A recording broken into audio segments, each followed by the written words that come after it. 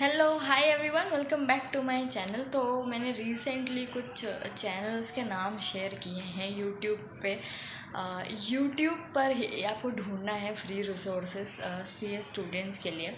मैंने practical subjects के लिए भी कुछ टिप्स शेयर करी है विच आई फॉलोड, या मुझे लगा कि शेयर करना चाहिए कि उससे थोड़ा सा हेल्प हो सके। Today I am going to share some tips for theory subjects which are my personal favourite, क्योंकि theoretical subjects I can say कि most of the students can cover this according to their own mindsets, their own ways, they can apply their own tips and tricks। तो यहाँ पर मैं वो चीज़ से related share करने आई हूँ कि थ्योरेटिकल सब्जेक्ट्स में क्या tips I can give you from my side. So today firstly what I did, मैंने एसएम के लिए शेयर किया हुआ है अलग से कि एसएम मैंने कैसे पढ़ा था, क्योंकि मैंने उसके लिए कोई भी फ्री रिसोर्सेज नहीं देखे थे यूट्यूब पे और ना ही किसी टीचर को फॉलो किया था। एज सच नहीं किया था, मैंने एक्सप्लोर ज़रूर किया था।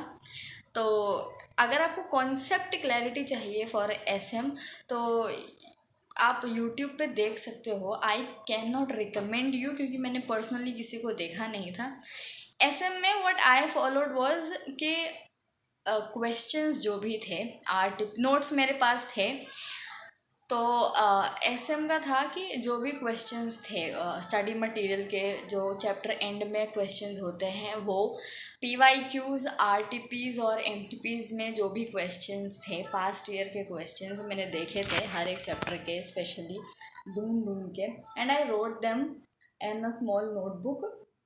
वो लिखने का मेरा से सिंपल सा मोटिव था क्योंकि मेरे पास नोट्स थे ऑलरेडी। नोट्स मुझे बनाने की ज़रूरत नहीं पड़ी। But here I can add one thing from my side is that you should read the module for S am also, and you should make the notes by your own self.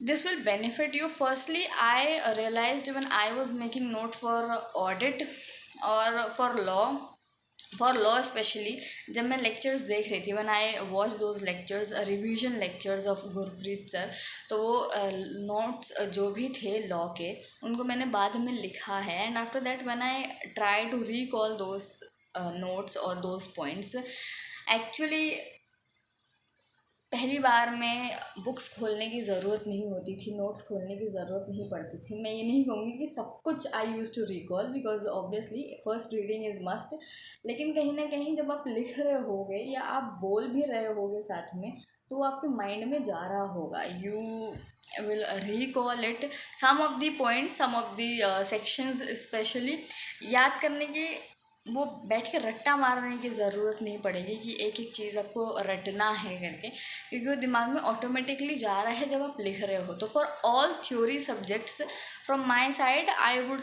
Recommend कि लिखो, module को read करके लिखो। Law की language थोड़ी सी ऐसी हो सकती है कि समझ में नहीं आए, ऑडिट में ऐसा हो सकता है कि जो लैंग्वेज यूज़ की गई है वो थोड़ा सा हाई लेवल पर लगे। बट जब आप रीड करोगे ना, आपको पता रहेगा कि आपने कहाँ से कौन सा इम्पोर्टेंट पार्ट उठाया हुआ है, कौन सा एक इम्पॉर्टेंट पार्ट है जो अपने नोटबुक में लिखा हुआ है, कौन से वो टॉपिक से रिलेटेड है। Specially for specific particular topic you written those notes और important topics you have highlighted, आपको वो चीज़ पता रहेगी, आपको ढूंढना नहीं पड़ेगा। बाद में आप बुक में भी मार्क कर सकते हो और आप नोटबुक में भी लिख सकते हो।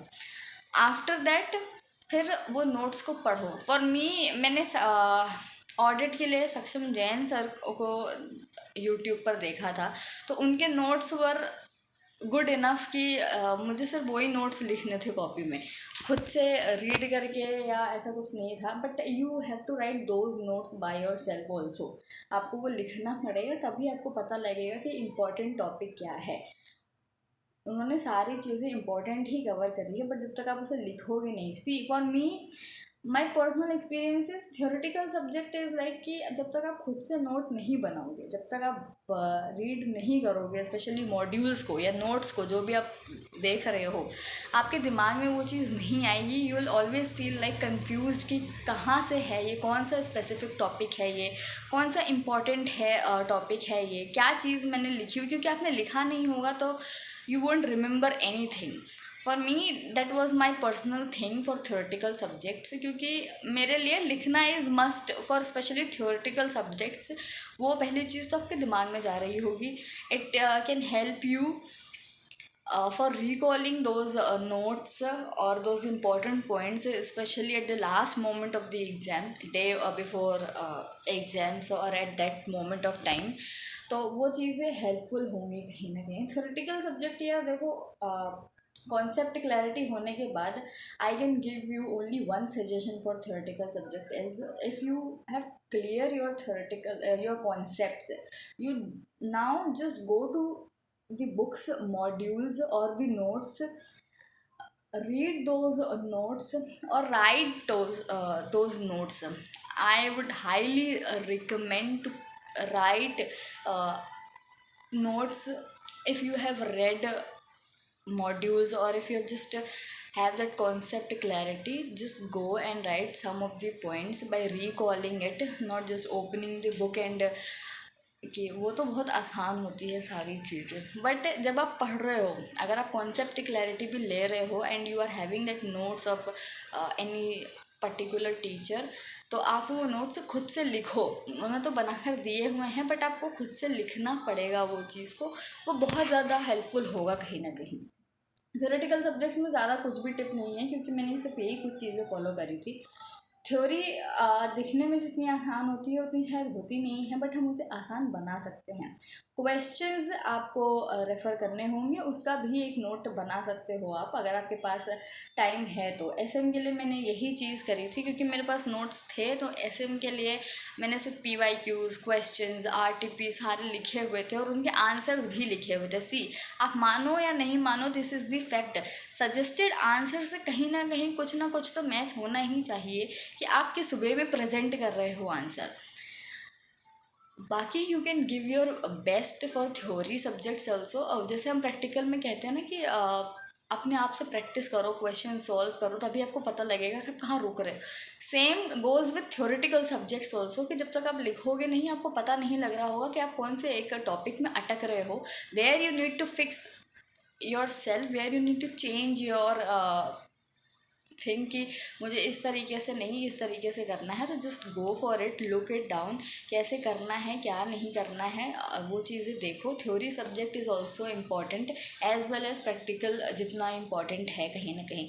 प्रैक्टिकल में हम कहते नहीं, जब तक क्वेश्चन सॉल्व नहीं करोगे तब तक नहीं आएगा. थ्योरी में भी जब तक आप लिखोगे नहीं, माई पर्सनल सजेशन इज़ कि आपको पता नहीं लगेगा कि एक्चुअली इम्पॉर्टेंट क्या है और क्या है. नोट्स बनाने का मतलब ये नहीं कि you have to write everything. आप जब रीड करोगे you will come to know. जब आप रीड करके क्वेश्चंस देखने जाओगे आपको एक सॉर्ट ऑफ आइडिया लगेगा कि क्वेश्चंस आ कहाँ से रहे हैं, कहाँ से क्वेश्चंस बन रहे हैं. तो आपको वो एरिया पे फोकस करने में ज़्यादा हेल्पफुल होगा when you read by yourself and write those notes with your hands. तो this one was for from my side for theoretical subjects. Theory आसान है, it's just that you just need a proper planning and strategy to recall and remember those important parts of theory. बाकी subjects इतने मुश्किल भी नहीं हैं और उतने आसान भी नहीं हैं, ठीक है ना. At the end of the day में you just need to shift your focus on that strategy and planning, how you are looking at that subject. आपको कैसे क्या करना है. You need to change your approach for some of the times कि ऐसे नहीं हो रहा है तो ऐसे कर लेना चाहिए. मैं मिलती हूँ आपसे अगली वीडियो में. Till then bye bye, take care.